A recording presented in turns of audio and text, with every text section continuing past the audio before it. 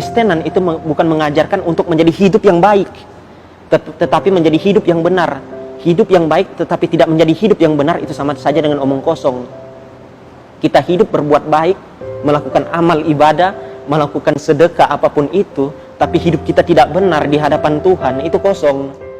Di ayat Al-Maidah 46 dianjurkan untuk membaca Alkitab, membaca Injil, karena di dalam Injil ada petunjuk, cahaya dan kebenaran. Dan di situ saya mulai beberapa tahun, saya mulai untuk mencari kebenaran itu, siapa firman, siapa Isa Al-Masih itu, saya cari, saya baca semua.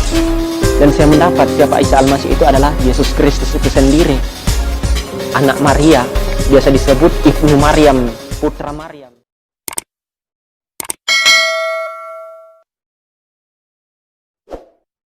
Benar di hadapan Tuhan, itu kosong.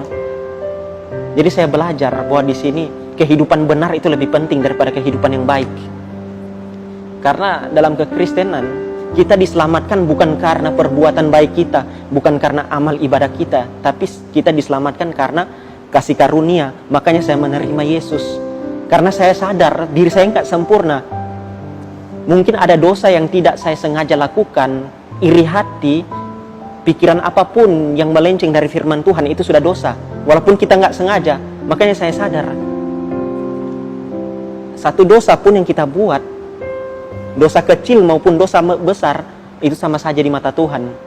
Gitu. Makanya saya takut ketika saya baca di Titus 3 ayat 5. Pada waktu itu Dia telah menyelamatkan kita bukan karena perbuatan baik yang telah kita lakukan,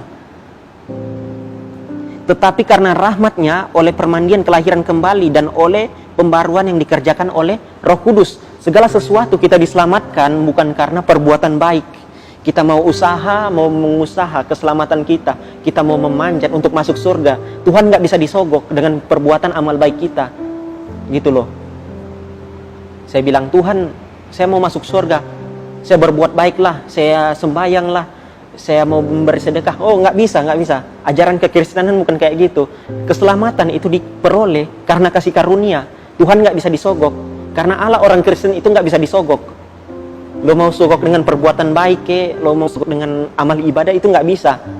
Keselamatan terjadi ketika lo mengaku Yesus sebagai Tuhan dan Juru Selamat.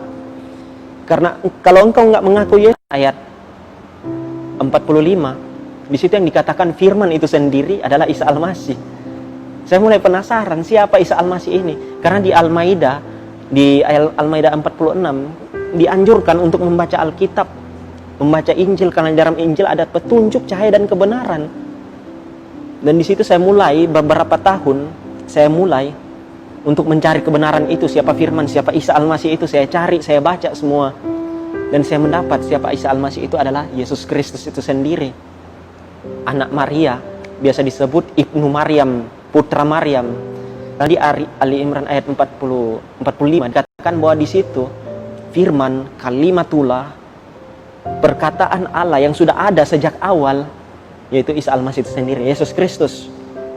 Sebelum dia jadi, sebelum segala sesuatu jadi, sesuatu pun dia sudah ada sebelum segala sesuatu jadi. Dan makanya itu saya cari selama 8 tahun. Saya benar-benar nggak main-main ketika saya membandingkan kedua kitab ini. Karena pada saat ini saya percaya bahwa Alkitab itu adalah firman Allah. Nemun, wamin, ya dan amin.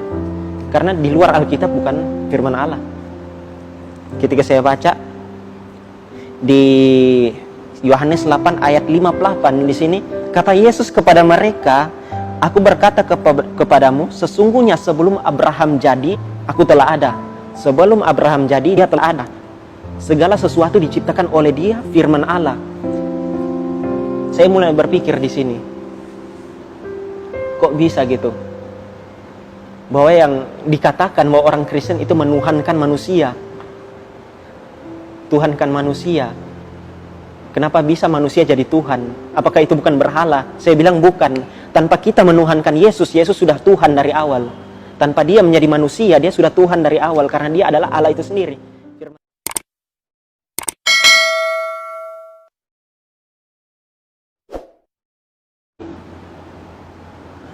Apa itu kekristenan? Siapa Isa Al-Masih itu? Siapa Yesus Kristus itu? pikiran saya mulai terbuka. Tapi pada saat itu saya belum nggak kepikiran bahwa saat saya akan menjadi hamba Tuhan. Selama seling waktu itu berjalan, ketika saya bertobat sesungguhnya itu pada saat saya SMP.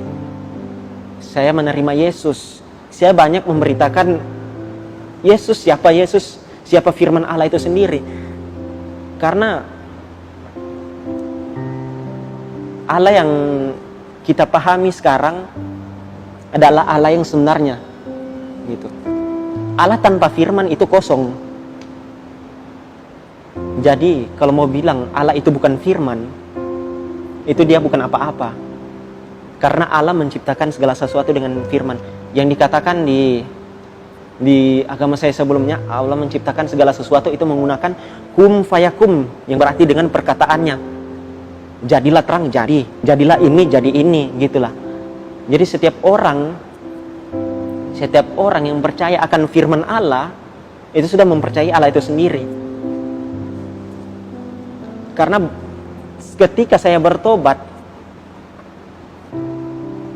saya nggak pernah main-main gitu, mau cari Tuhan, mau cari kebenaran. Saya menyelidiki setiap kitab. Saya nggak pernah main-main 1% pun. Saya cari, karena satu hal yang paling saya takutkan itu adalah masuk neraka. Karena bicara dengan masuk neraka itu adalah abadi. Jika engkau masuk neraka, engkau mau minta ampun di neraka pun itu nggak akan diampuni. Makanya saya paling takut itu saya masuk neraka, gitulah. Semua agama mengajarkan kebaikan, tetapi belum tentu semua agama mengajarkan kebenaran, gitu. Agama mengajarkan kebaikan, tapi belum tentu mengajarkan kebenaran, gitu. Jadi di sini saya mengerti bahwa kekristenan itu bukan mengajarkan untuk menjadi hidup yang baik, tetapi menjadi hidup yang benar. Hidup yang baik tetapi tidak menjadi hidup yang benar itu sama saja dengan omong kosong. Kita hidup berbuat baik, melakukan amal ibadah, melakukan sedekah apapun itu, tapi hidup kita tidak benar di hadapan Tuhan, itu kosong. Jadi saya belajar bahwa di sini kehidupan benar itu lebih penting daripada kehidupan yang baik. Karena dalam kekristenan kita diselamatkan bukan karena perbuatan baik kita, bukan karena amal ibadah kita, tapi kita diselamatkan karena kasih karunia. Makanya saya menerima Yesus. Karena saya sadar diri saya nggak sempurna. Mungkin ada dosa yang tidak saya sengaja lakukan, iri hati, pikiran apapun yang melenceng dari firman Tuhan itu sudah dosa. Walaupun kita nggak sengaja. Makanya saya sadar, satu dosa pun yang kita buat, dosa kecil maupun dosa besar, itu sama saja di mata Tuhan.